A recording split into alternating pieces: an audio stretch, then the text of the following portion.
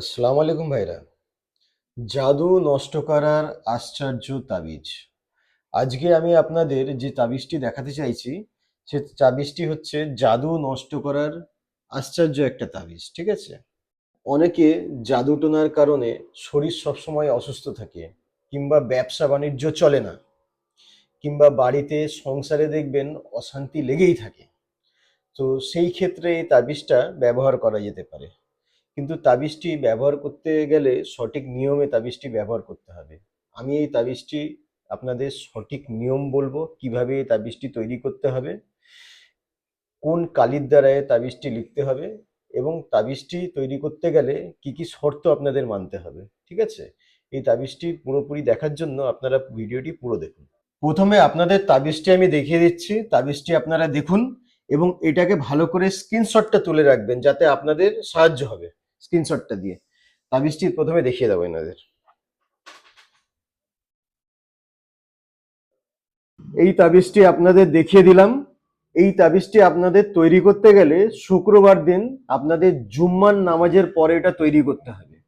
শুক্রবার দিন আপনারা মসজিদে যাবেন, মসজিদে গিয়ে জুম্মার নামাজ পড়তে বসবেন।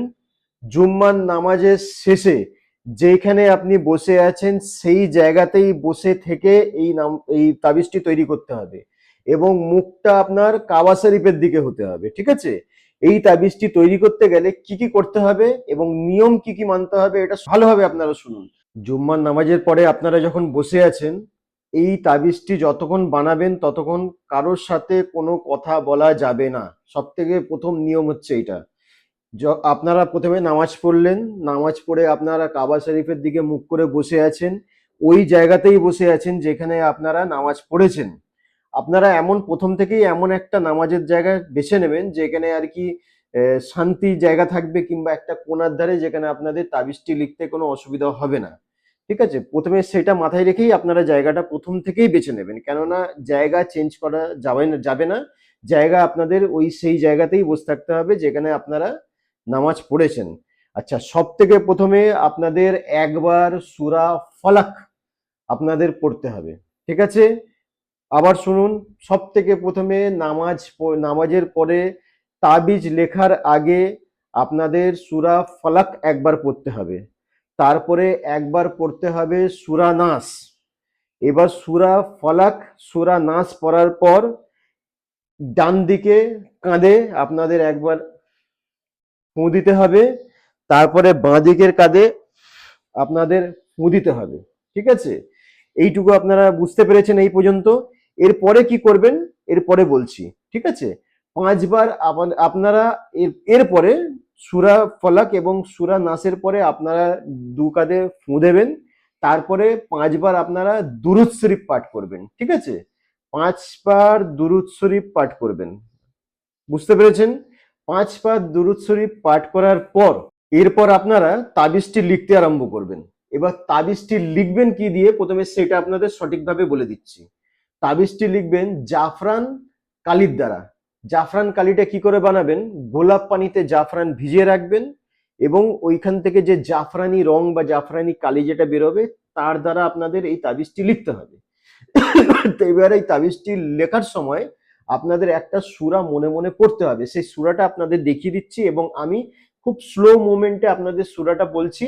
যারা লিখতে বা পড়তে জানেন না তারা এটা মুখস্থ করে নিতে পারেন। আমি বলে দিচ্ছি, আপনারা রেকর্ড করে নিতে পারেন এবং এটাকে স্ক্রিনশট তুলে নিতে পারেন। তা সূরাটাকে তুমি দেখাও। আর আমি বলে দিচ্ছি, সূরা দেখাবার সময় আমি বলে দিচ্ছি, আর খুব আস্তে আস্তেই বলছি যাতে আপনাদের সুবিধা হয়।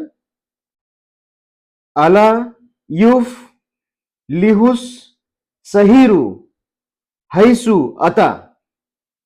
এইটা আপনারা মনে মনে বলবেন এবং এই তাবিজটি আপনারা লিখবেন। লিখে এই তাবিজটি আপনারা তৈরি করবেন।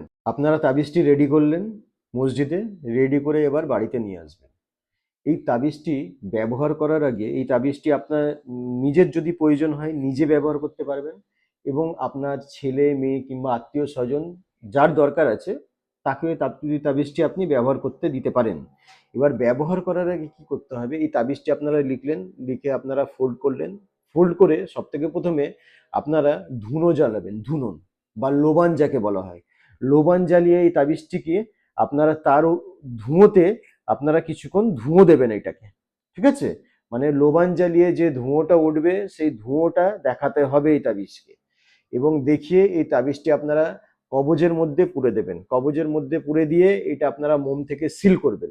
সিল করে যার প্রয়োজন, যার উপরে জাদুক্রিয়া করা হয়েছে তার গলায় আপনারা দিতে পারেন, কিংবা ডান হাতে আপনারা পড়াতে পারেন, ঠিক আছে? ইনশাআল্লাহ এটা পড়ালে জাদুক্রিয়া নষ্ট হবে, 100% নষ্ট হবে। এটা আপনারা ব্যবহার করে দেখুন, এটা অনেক পরীক্ষিত আমল।